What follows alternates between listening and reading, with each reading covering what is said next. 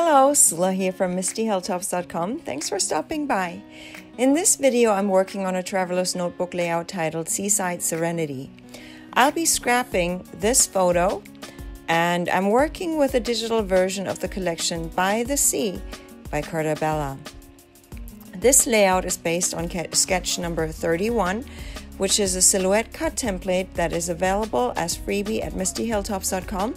And there are a number of freebies available for download, so if you haven't done it, go check it out.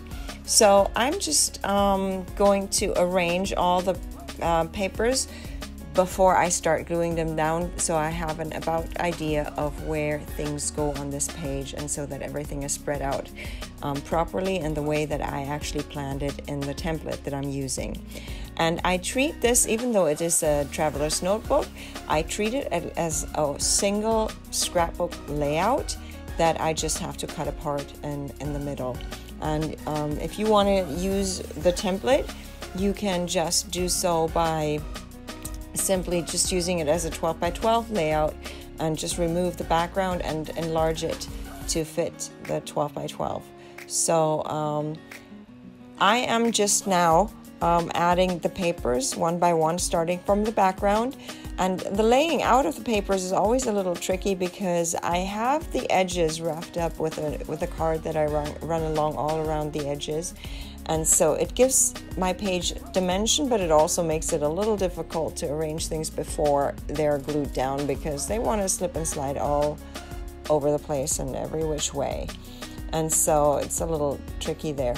But it works out anyway. So these circles I didn't cut by hand. I just used one of my die cuts, and you see it doesn't perfectly fit, but it doesn't matter because that part will be covered up anyway. So I just use my dies to cut out these circles.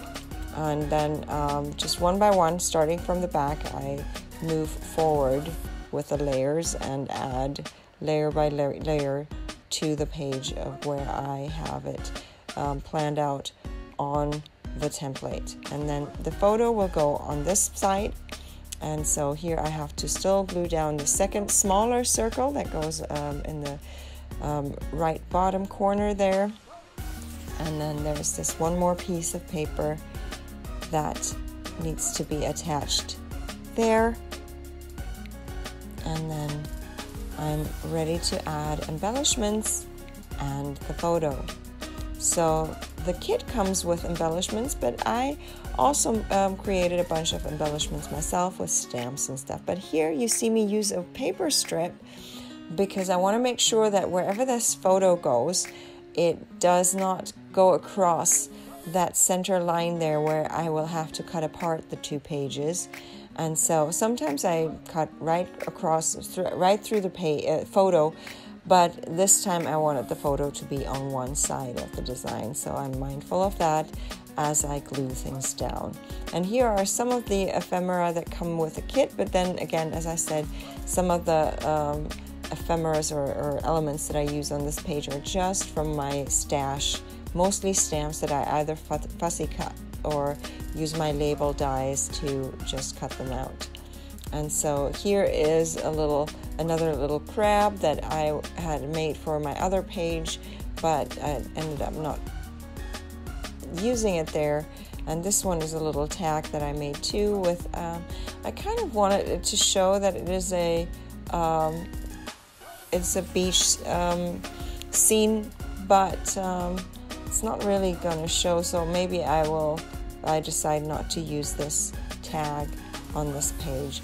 This is a stamp that I just used for my journaling there, and I'm just making sure it doesn't go across the page again with this white paper strip that I use. It's just cardstock.